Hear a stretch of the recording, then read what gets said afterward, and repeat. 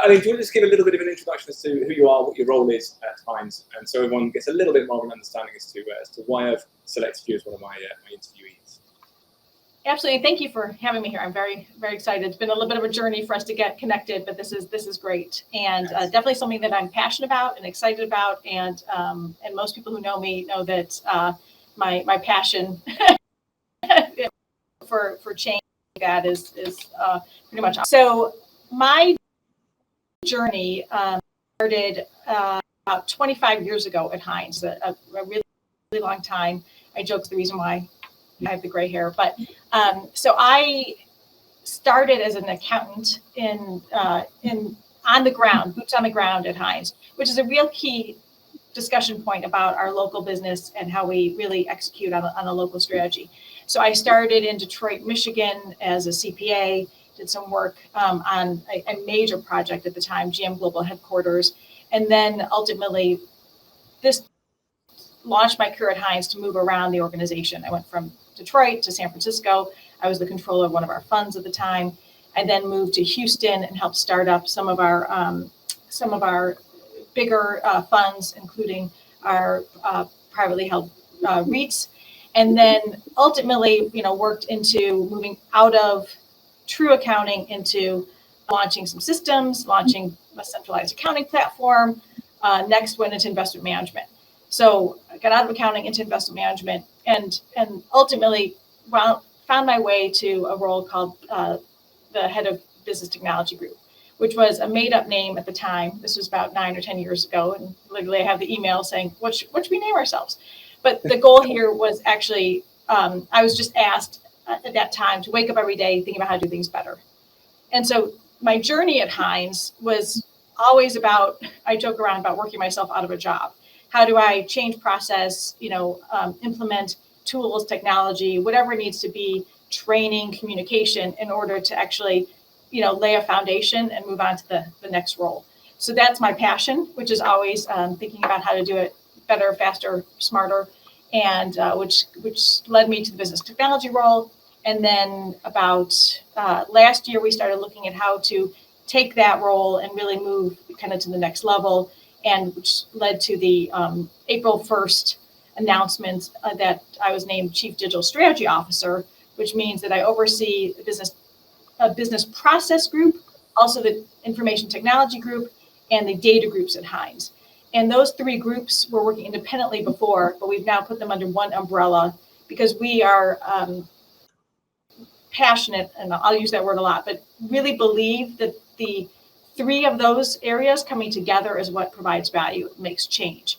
Change, like, you have to focus on the business, you have to focus on the business process, and then also use the right technology and how you're going to get the data out of it to accelerate where we're going. So we take a very strong lens of it from the business perspective. I'm not a technology, not a quant. I'm a business person, and that's where we are. I find it really fascinating, that journey.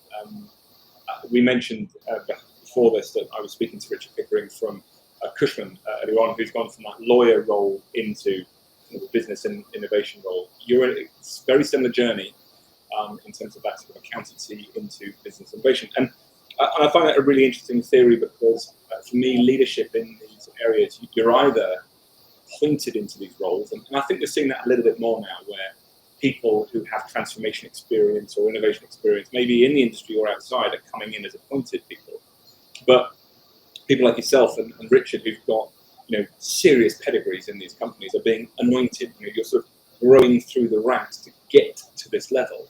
And so that's one observation I think I really like about that sort of transition and transformation that you've gone in your personal journey. But I just want to pick up on one point you were talking about, the sort of the three areas that are coming together to really support your role. And I'm actually going to share my screen because I think there's a really important quote. Let's just see. I think you can see my screen now. And you mentioned that this was a new role. So the Global Digital Strategy Office started in April. And I really like this quote that you put around that data bit. So we're equipping our team with the best technology, data, and tools to make decisions for our investors, partners, and clients based on credible insights. The data available at Hines is unique because we sit in every seat as an investor, developer, and manager and leverage our diverse global data set to make more informed decisions and deliver great value to our stakeholders. I just thought that was such a powerful point that it was sort of worth bringing that in here to explain that sort of that role that you have now. So, you know, what a fantastic opportunity that you have. But yeah, we're pretty excited, and you know what it is I'll know that data is I'm not going to say the new oil. I'm not going to. I can't stand that.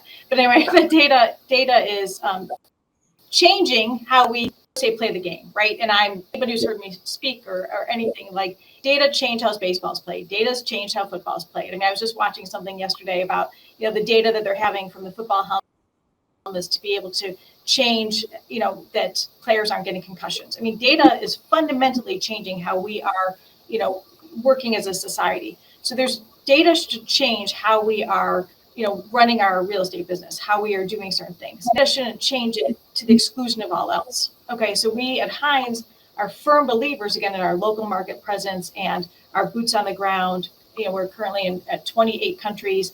And so that is really important, to be in the markets, understanding what's happening, you know, from a micro market perspective, global market perspective, but having data to then use and have at your disposal to also be able to make decisions and move and move the needle and give that value to our stakeholders is really important.